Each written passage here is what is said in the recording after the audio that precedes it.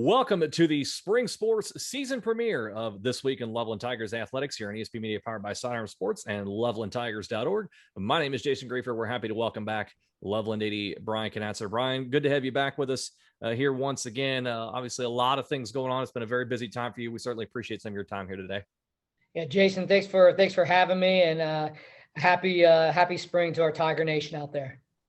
Let's jump right into it because we've got a full gamut of spring sports to talk about here. And let's start off with your baseball team here. And got off to a slow start to start the year. They're, in fact, dropped their first 5 games. However, have turned the corner here, have won 3 straight, beating Winton Woods handily twice, and also a very thrilling extra innings win over Lakota East this past weekend, in which your team scores 8 runs in the top of the 8th inning. So we don't need to mess around with a whole bunch of extra innings, just one to get the win there. But nevertheless, 3-game win streak going into two-game set with Milford coming up this week. What has Coach Neal said about this turnaround here within the last week?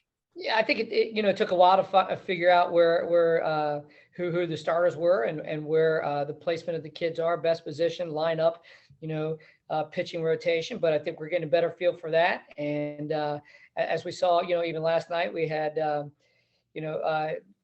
Zach Beebe out on the mound last night got the W. So I think that 3-game winning streak, our kids are starting to get a little more confidence underneath them, and obviously winning cures a lot of things. So that's the direction we're heading.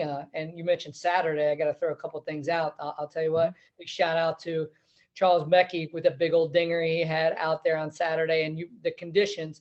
You said it was wet, it was raining, kids were slipping everywhere, couldn't hold on to the ball, and it like you said, went in the extra innings, but we pulled it out 19-11. Congratulations to MVP Cole Carrington.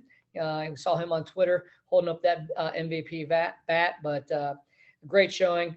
Jake Zicka on the bump and Spencer Rodriguez too. So excited to face Milford and host them as well this week. So excited for that. Over on the softball side here, a bit of a tough start here as they're 0-3 to start the year. However, had a little bit of layoff now. We've had 10 days since the last game, an 8-0 loss to McNick here. How have they used that break to try and regroup and get things going with so many conference games on the docket? Well, unfortunately, we've been in the COVID protocol, so they have not been able to practice. Okay. So we'll be coming right back at it. Obviously, coach has been in communication with them. I'm sure they're out in their backyard doing everything they need to be doing, keeping their skills sharp. But coming back and heading right into Milford is always going to be tough. But I think we have a very good mix of talent of some older kids and definitely some sophomores and freshmen that are thrown into the bunch. So it'll be exciting to have them back, see them back on the field, and be able to cheer them on. So look forward to our girls softball team coming out this week. Let's move over and talk about lacrosse here. And we can kind of touch both the girls and the boys right now because they're both playing very, very well. The girls off to a 2-0 start in league play. They've won 5 of 6 overall. The boys have won 3 in a row, including beating Turpin to open league play thus far on the season. What are you seeing from both of your lacrosse teams right now, how they're playing right now to get themselves, building these win streaks? Oh, we're moving. Both of these coaches, Coach Setzer from the girls side and Coach Riggle from the boys side, they do not fear away from playing the best competition that's out there. So, our girls coach came in and scheduled Thomas Worthington, Upper Arlington, Jackson High School from Cleveland. Our boys are playing some tough competition as well, just faced a very tough and beat a very tough CHCA team, in the pouring down rain this past Saturday. So, I mean, the stats are out there. You see the girls coming back and taking wins over Sycamore and Marymount. Those are big established programs that, playing that heavy competition that allows you to play better, down, in your region. And I think you know what to expect.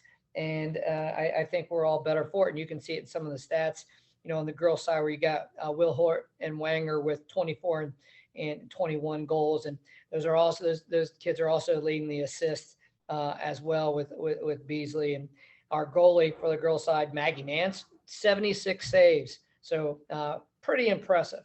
And then, on our boys' side, our goalie, Will Westermeyer, is doing a great job. Ethan Lund and Weston Mansky, our defensive specialist, and obviously our attack, Zach Mulligan, Masters and Wilburn, just doing a great job getting the ball in the goal. Very excited about our upcoming week as well. So they are moving strong, play some tough competition, and now they're ready just to continue to move on through this month. Boys tennis is getting going as well, and starting to finally get the chance to defend their league title from 2 years ago. Been an up and down start thus far in the season. Won their first 3 matches of the year. Now they've lost 3 straight to Seven Hills, to Turpin, in a 3-2 tight one, and then a sweep, unfortunately, against Mason there. How would you assess their play early on?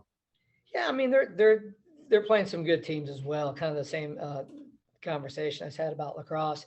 They're tied this week, 4th overall in the coaches poll. They're a strong team, and they did come off strong. Ethan Libby's doing a good job as our number 1, taking care of business, and our doubles of Kapsakavich and Sproul. They're doing a fantastic job too. We played Mason yesterday, obviously, and that's just we're playing them. It was just the next step to the state tournament. Obviously, Sycamore and Kings put together a pretty good team as well that we faced in competition. So we're comfortable with where we are. We're improving, and we got a good, solid boys team out there, and we're ready to watch them continue to get better. Speaking of good, solid boys teams, the volleyball team, very good start to the year. They're 4-0 on the year. They're moving into the top 15 of the state rankings. You're going to get West Claremont coming up before traveling to a very good Walnut Hills team a little bit later in the week, and then Middletown, a very good GMC team. At what point leading up to the start of the season, did the coaches feel like they had a team that could come out strong out of the gates and make a statement early on to show some of the top teams in Division I that, hey, Loveland's a team you got to deal with here?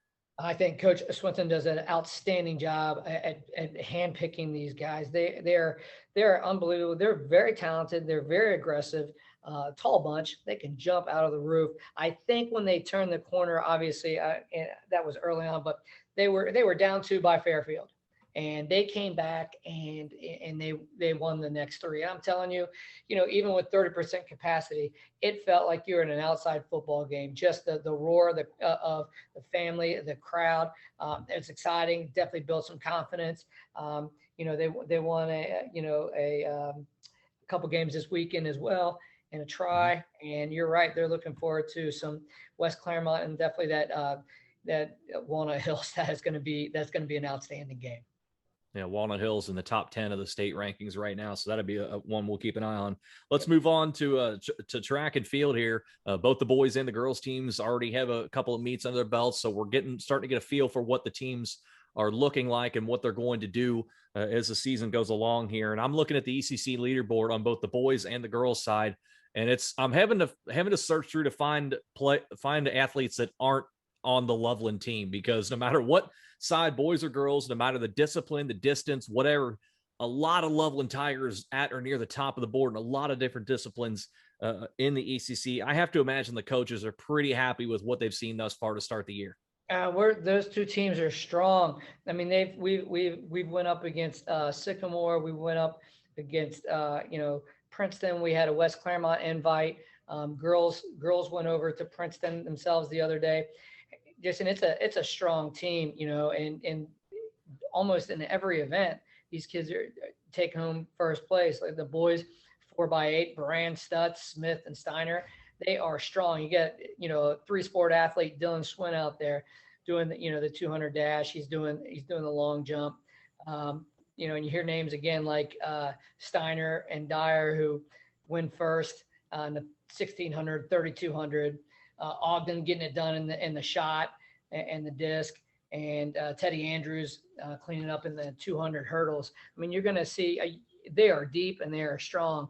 On the girl side, you got Maddie Miner is doing an outstanding job in the sprints. You got Brines, who is almost walking away with every event she is in, whether that be the high jump, the long jump, the hurdles. Kapsakavich too, a sophomore, she's right behind her. We have 1600 runner Sarah Maddox. It goes deep. 3200 relay. You've got last names Knatzer, Sager, Colgate, Maddox, And I think they're so interchangeable parts. These girls are getting strong, getting faster, and you saw the times they're looking very good. We got strong throwers, Polakowski, Kapsakavage. You're hearing a lot of these names repeated. Jesse Gibbons in the 800. Mm-hmm. These names are being repeated, and I think these kids are doing 2, 3, 4 events, and we can go deep. There's more names that I'll mention the next time. Just a lot of success. Sure. Coaches are doing a great job keeping them healthy, pushing them, and getting the most out of them. So really excited to watch them take on Mount Healthy this week. Lastly, before I let you go here today, I know we're a little short on time here today because a lot of things going on. You've had a lot of busy things going on for yourself here, so we appreciate some of your time. But I'm wondering your thoughts as we're getting into the spring season now. We're starting to. We're allowed to have, and we can have spectators at the events here for the spring sports athletes, because we remember they didn't have a season a year ago. So they're getting back into the swing things as far as playing goes. But we also see, fans, parents, family members, the Loveland community out and supporting these teams in so much as they're allowed to be. I'm wondering how the kids have taken to that as the spring sports season has gotten underway. Well, that's really just came down the pipeline. So they're still adjusting to that. I think all these kids are kind of used to this by now. So yeah. I mean, they've learned how to play within themselves and as a team. And obviously a big bonus with, allowing, more people to come to the event. And I think we'll see that grow, and especially down the time we get to some of, our major invites. But I think, a lot of these kids are just internally motivated and have gotten used to, just, cheering each other on inside their team. So it's been different. But, I'm excited just to kind of feel what it's like to be back, to continue to provide safe opportunities for our spectators and our kids as well. But we're excited to move forward. And we're excited to move forward with our coverage here on the podcast. Brian, we're certainly excited to have you back here with us here today to get things going to kick off the spring season. Certainly appreciate the time. Looking forward to more in-depth conversations in the coming weeks. Thanks, Jason. Appreciate everything. Go Tiger Nation.